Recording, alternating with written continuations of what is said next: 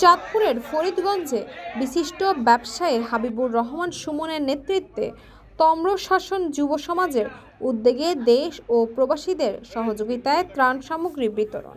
চাঁদপুরের ফরিদগঞ্জে টানা বৃষ্টিতে সৃষ্টি হয় জলাবদ্ধতায় কৃত্রিম বন্যা দেখা দিয়েছে। এতে প্রতিটি গ্রামেই পানিবন্দী হয়ে পড়েছে অসংখ্য মানুষ। অধিকাংশ বাড়িঘর পানির নিচে তলিয়ে গিয়েছে রাস্তাঘাট। এতে দুর্ভোগে আছেন সাধারণ মানুষজন। অনাহারে অর্ধাহারে বিপর্যস্ত হয়ে দুর্বিষহ জীবনযাপন করছেন অনেক মানুষ। বিপর্যস্তদের মাঝে বিশিষ্ট ব্যবসায়ী হাবিবুর রহমান সুমনের নেতৃত্বে পূর্ব তাম্রশাসন যুব সমাজের উদ্যোগে দেশ ও প্রবাসীদের সহযোগিতায় উপজেলার তাম্রশাসন এলাকায় অসহায় মানুষকে খাদ্য সামগ্রী বিতরণ করা হয়েছে।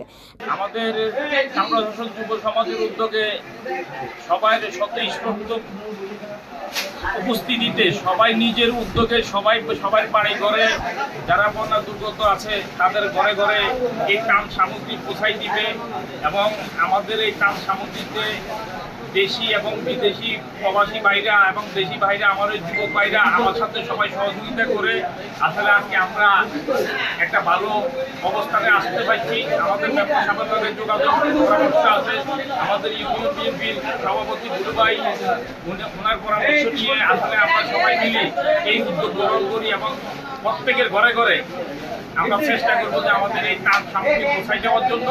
বিগত দিনও আমরা যখন ফেনী বন্যা দুর্গত মানুষের পাশে দাঁড়াইছি এবং তাদেরকে ত্রাণ সামগ্রী দিয়েছি। বেগমগঞ্জে সমন্বিতে আমরা আমাদের উদ্যোগে ওখানেও ত্রাণ সামগ্রী পৌঁছাইছি। ইনশাল্লাহ আমরা চেষ্টা করবো সামনেও আমার সকলে সম্মিলিতভাবে এই ত্রাণ সামগ্রী সকলের মাঝে পৌঁছানোর জন্য চেষ্টা করব। আচ্ছা, এই ত্রাণ সামগ্রীতে আজকে কি সামগ্রী দিচ্ছেন আপনি?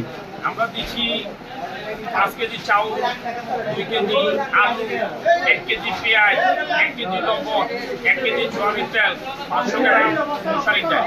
টানা বৃষ্টিতে সৃষ্ট জলাবদ্ধতায় যেভাবে মানুষ ক্ষতিগ্রস্ত হয়েছে তা পূরণ করতে হলে সবাইকে পাশে এসে দাঁড়াতে হবে। আমাদের এই সহায়তা অব্যাহত থাকবে। ক্ষতিগ্রস্তদের ঘরবাড়ি মেরামতের জন্য আর্থিক অনুদান সবাইকে এগিয়ে আসার আহ্বান জানান বিশিষ্ট ব্যবসায়ী হাবিবুর রহমান সুমন। এ সময় উপস্থিত ছিলেন 4 নং সুবিদপুর পশ্চিম ইউনিয়ন বিএনপি সভাপতি জাহাঙ্গীর আলম বুলু, ইউনিয়ন পরিষদের সদস্য ইউসুফ হাজি, বিএনপি নেতা আলী আরজন ভূঁইয়া, ব্যবসায়ী আরিফুর রহমান ভূঁইয়া, এছাড়াও আরও অনেক স্বেচ্ছাসেবক সদস্যরা উপস্থিত ছিলেন।